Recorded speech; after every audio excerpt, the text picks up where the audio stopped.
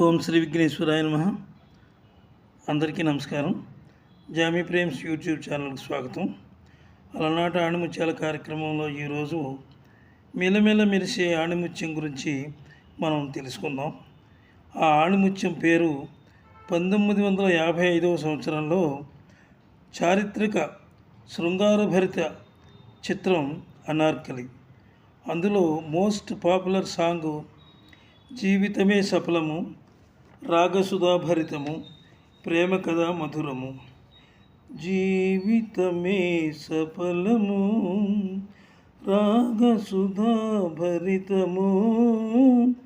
ప్రేమ కథ మధురము అనే పాట ఎంత చక్కని భావుకతతో రాశారో చూడండి.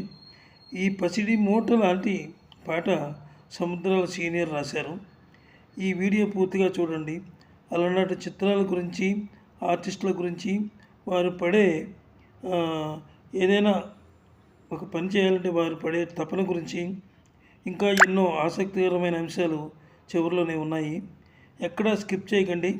మామూలుగా పాటలకు భిన్నంగా ఇలాంటి పాటలు కూడా కొన్ని మధ్యన చేయాలని సంకల్పించాను.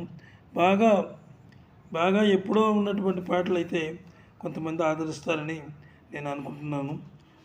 దయచేసి ఆదరించండి. అలాగే ఇక ఆలస్యం చేయకుండా వివరాల్లోకి వెళ్ళిపోదాం. అనార్కలి అనే శృంగారభరితమైన ప్రేమ కథా చిత్రం 1955లో తెలుగువారి ముంగిట్లోకి వచ్చింది.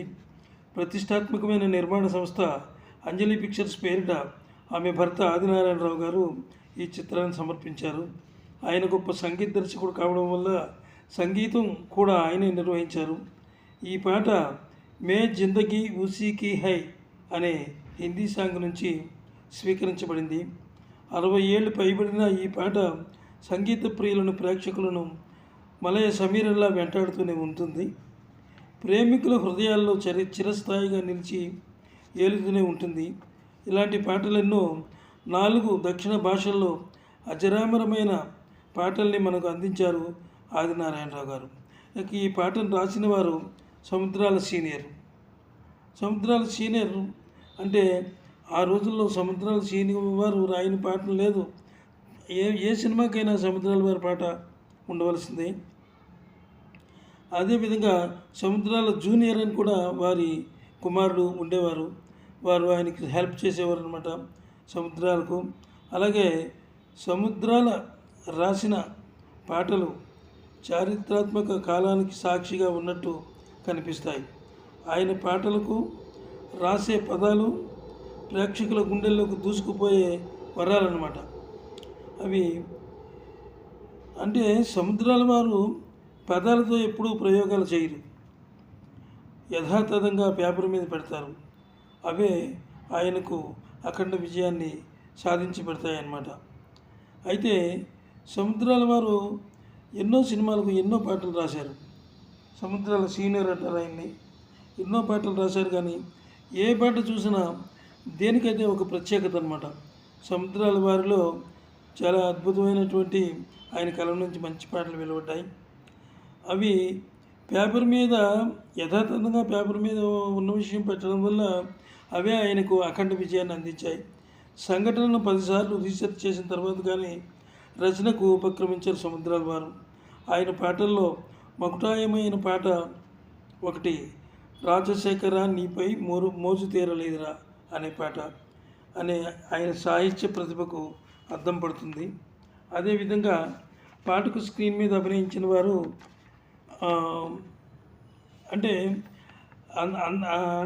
ఇద్దరులో అందచందాల ద్వారా అందరి కలల రాణిగా ఆనాడు ఉండి వెలిగిపోతున్నటువంటి అంజలీదేవి అద్భుతమైన అభినయాన్ని ఈ పాటలో కనబరిచింది.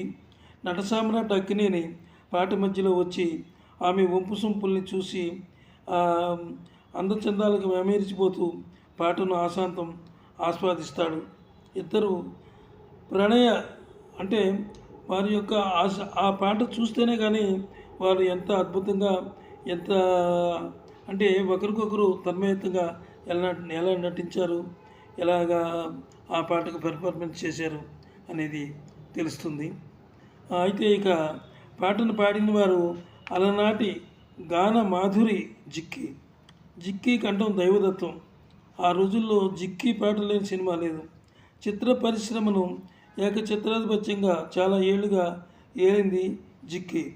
ఆ గాత్రంలో స్వచ్ఛత, స్పష్టత, నేటివిటీ జోడించి పాడడం వల్ల కంఠంలో మాధుర్యం మరింత శోభను సంతరించుకుందని చెప్పవచ్చు. ఎన్నో అజరామరమైన గీతాలు ఆమె గొంతు నుంచి శ్రవించాయి.